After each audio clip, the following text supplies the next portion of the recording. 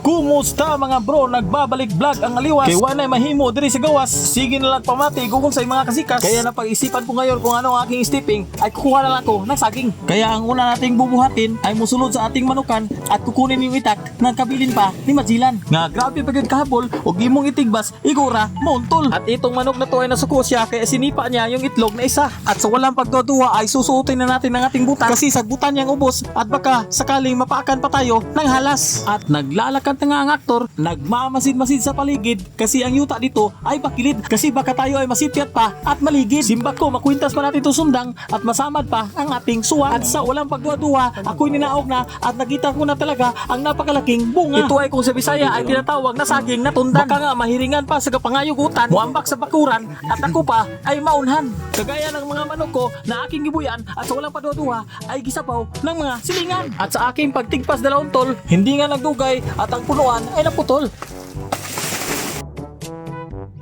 Dito sa amin ay grabe talaga katambok ng yuta. Kaya kasi klase ang aming mga tanong gaya ng saging, bulanghoy at lutya. Sulit na sulit talaga ang ako. Bisag usahay may lambos ni mong yuta o ikaw ay magkamamo. Ang ganda talaga ng paminaw pag makaharvest ka ng prutas na ang panit ay grabe kasinaw. At sa aking pagbaklay medyo ako pa inalang at muntikan pa ako nabughat kasi ang isang bulig ay grabe talaga kabigat. Sa pasingot ay wala na practice kaya kumupas anong bugat kung magbaklay ay magikis-ikis. At sa laki ng aking tiyan kung minsan ay napakahangak mubaklay sa dalan. Ay!